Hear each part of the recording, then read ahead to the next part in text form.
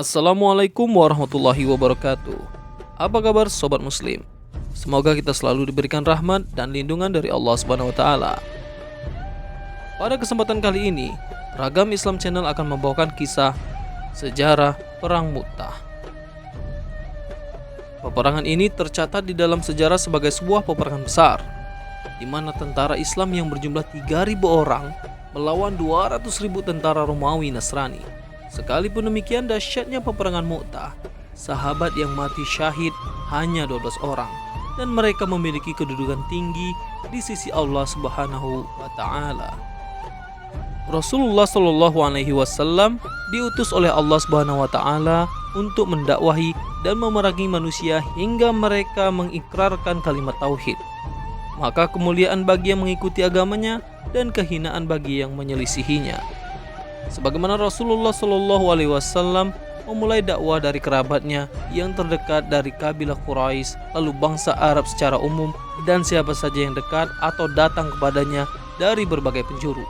Maka demikian pula beliau memerangi musuh pertama yang terdekat, yaitu kafir Quraisy, para penyembah berhala, kemudian bangsa Arab di sekitar Mekah dan Madinah, dan lainnya.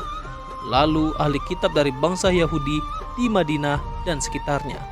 Dan akhirnya tiba saatnya untuk memerangi bangsa Romawi yang beragama Nasrani, dan nanti akan tiba gilirannya memerangi kaum Majusi, para penyembah api, dan seluruh umat kafir hingga agama Allah tinggi dan jaya di permukaan bumi.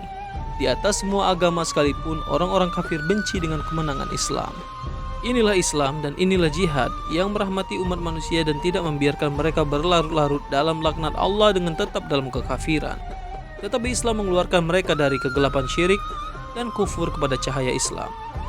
Rasulullah Shallallahu alaihi wasallam bersabda, Allah takjub dengan orang-orang yang masuk surga dalam keadaan diikat rantai besi.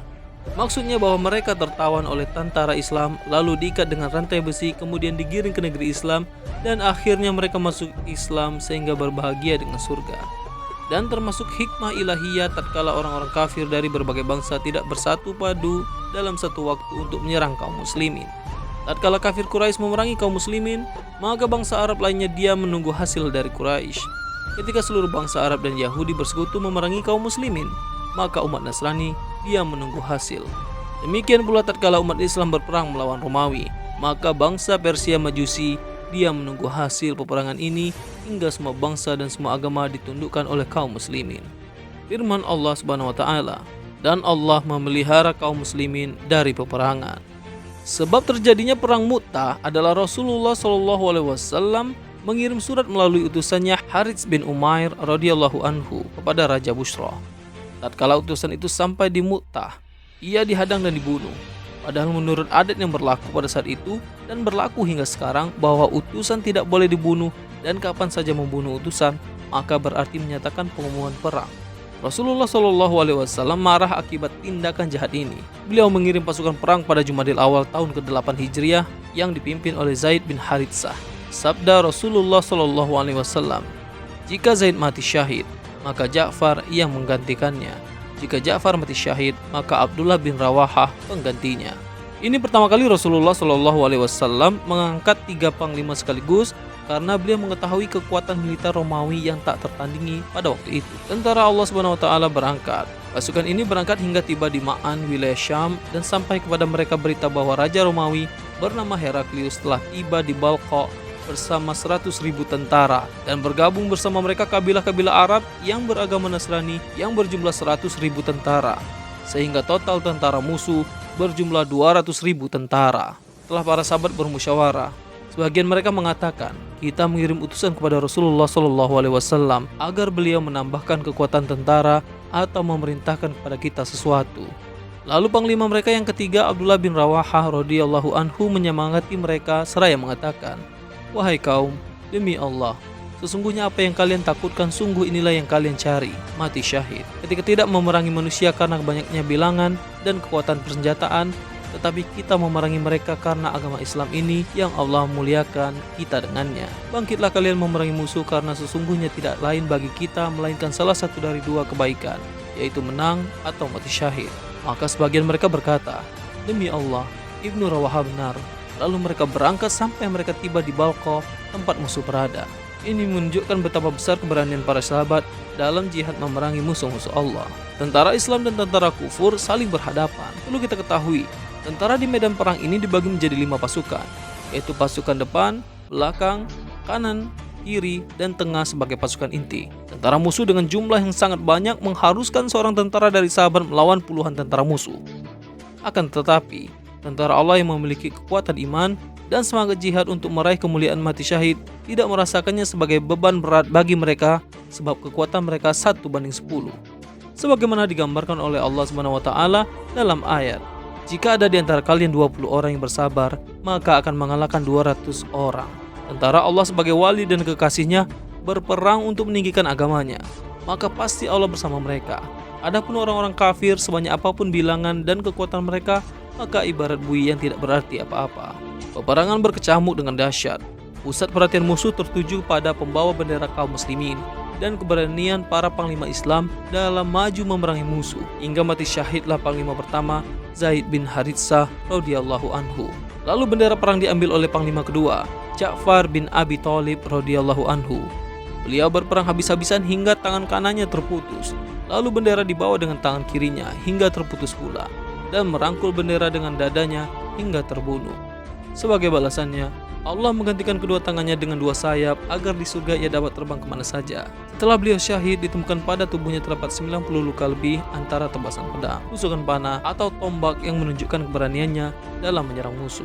Kemudian bendera perang dibawa oleh panglima ketiga, Abdullah bin Rawaha radhiyallahu anhu, dan berperang hingga mati syahid menyusul kedua rekannya. Agar bendera perang tidak jatuh, maka mereka mengangkatnya dan bersepakat untuk menyerahkan kepada Khalid bin Walid radhiyallahu anhu.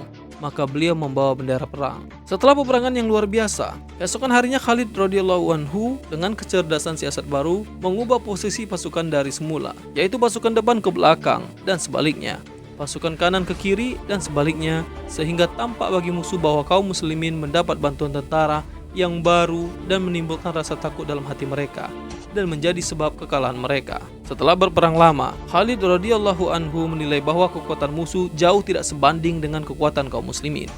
Maka beliau menarik mundur pasukannya dengan selamat hingga ke Madinah. Sedang musuh tidak mengejar mereka karena khawatir kalau ini dilakukan oleh kaum muslimin sebagai siasat perang untuk mengajak Romawi menuju medan perang yang lebih terbuka di padang pasir yang akan merugikan Romawi. Dalam perang ini, Khalid radhiyallahu anhu berperang habis-habisan hingga 9 pedang patah di tangannya. Ini menunjukkan betapa besarnya peperangan tersebut dan betapa besar perjuangan para sahabat demi Islam. Sekalipun demikian dahsyatnya peperangan Mu'tah, sahabat yang mati syahid hanya 12 orang dan mereka memiliki kedudukan tinggi di sisi Allah.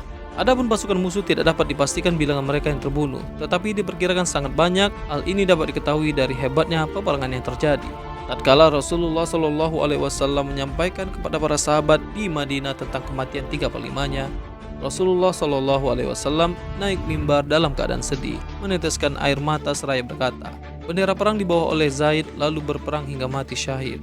Lalu bendera diambil oleh Ja'far dan berperang hingga mati syahid.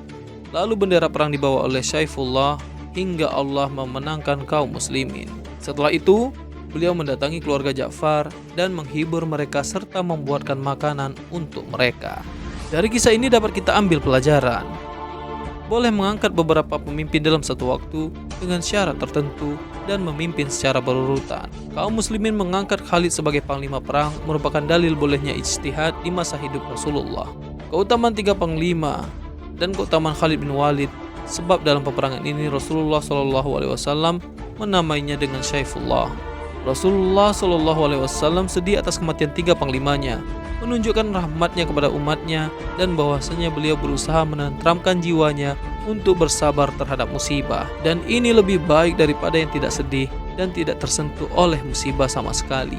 Hakikat hidup dan kemuliaan yang disingkap oleh Abdullah bin Rawahah radhiyallahu anhu bahwa sesungguhnya kemenangan bukanlah karena kekuatan dan jumlah secara materi, melainkan agama dan ketaatan kepada Allah. Demikian kisah singkat yang dapat disampaikan oleh Ragam Islam Channel pada kesempatan kali ini. Semoga video kali ini dapat bermanfaat dan menjadi pelajaran bagi kita semua. Assalamualaikum warahmatullahi wabarakatuh.